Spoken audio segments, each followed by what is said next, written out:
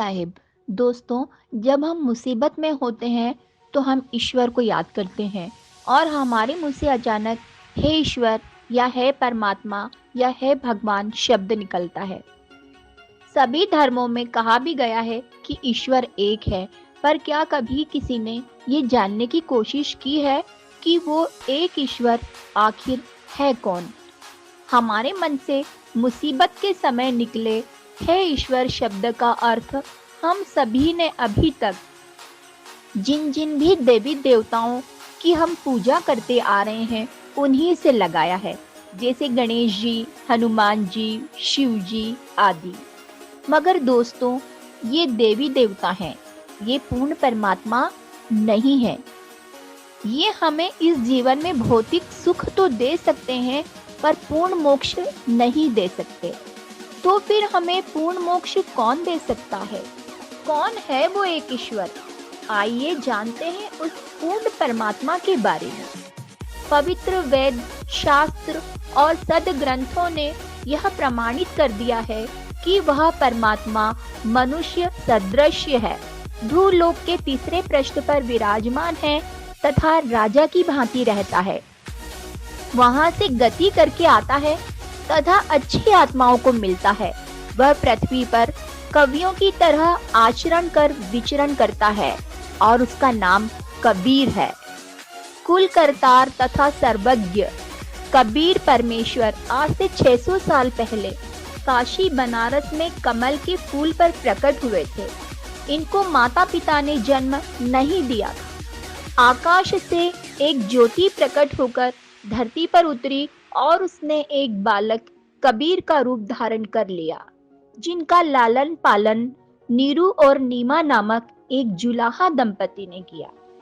कबीर साहब के जन्म का संबंध किसी विधवा ब्राह्मणी से जोड़ना एकदम अनर्गल तथा आधारहीन तथ्य है। कुछ तथा कथित चालाक ब्राह्मणों ने कबीर साहब को विधवा ब्राह्मणी की संतान कहकर विद्वानों को भ्रमित करने का प्रयास किया है। कबीर परमेश्वर 120 वर्ष तक इस पृथ्वी पर रहे। उन्होंने अपने वास्तविक तेजोमय शरीर के ऊपर मानव सदृश शरीर हल्के तेज का बनाकर अपने आप को रखा तथा अपने द्वारा रची सृष्टि का वास्तविक तत्व ज्ञान देकर वे सशरीर सतलोक चले गए। हमको ये बताने के लिए तथा कलयुग में ये सिद्ध करने के लिए कि हु इज गॉड वे यहाँ भटकते ही रहे, पर किसी ने उनको नहीं पहचाना और उन पर बहुत जुल्म किए। Who is God? Kabir is God. Kabir is complete God.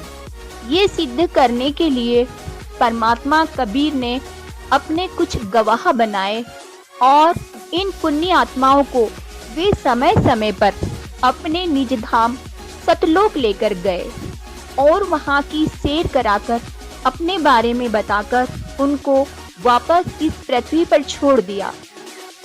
आदरणीय नानक साहेब जी सिख धर्म, आदरणीय मुलकदास जी, आदरणीय घीसा दास जी, आदरणीय गरीबदास जी, आदरणीय दादू साहेब उन पुण्य आत्माओं तथा दृढ़ भक्तों में से एक हैं।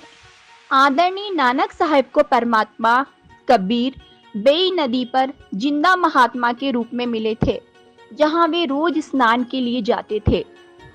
परमात्मा नानक साहेब को सतलोक लेकर गए, जहां नानक साहेब ने असंख्य ब्रह्मांडों के सिंहासन पर उन्हीं जिंदा महात्मा को परमात्मा के रूप में विराजमान देखा।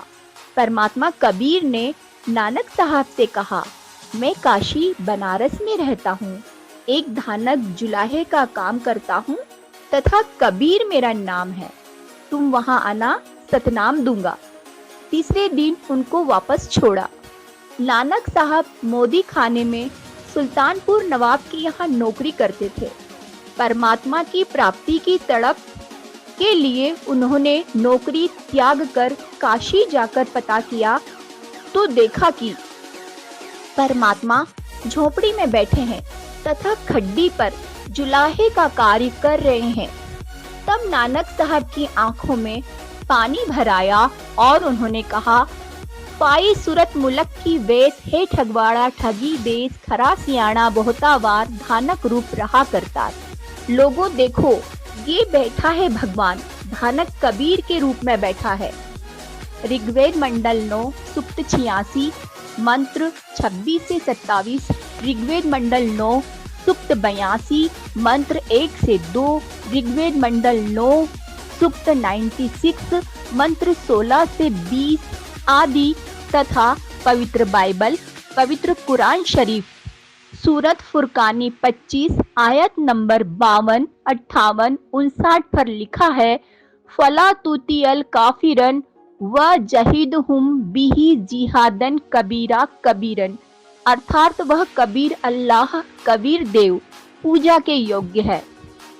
गुरु ग्रंथ साहिब के 1257 पृष्ठ पर राग मल्हार मेला पहला में बताया है कि परमात्मा कैसा है। बागे कपड़ बोल बैन लंबा नक काले तेरे नैन कभू साहब देखिया बहन। फिर परमात्मा को निराकार क्यों कहते हो? कबीर परमात्मा कहते हैं, वेद मेरा भेद है, मैं ना मिल वेदन के माही, जोन वेदों से मैं मिलूं वो भेद जानते नहीं। सत साहेब बंदी छोड़ सदगुरु देव रामपाल जी गुरु महाराज की जय हो।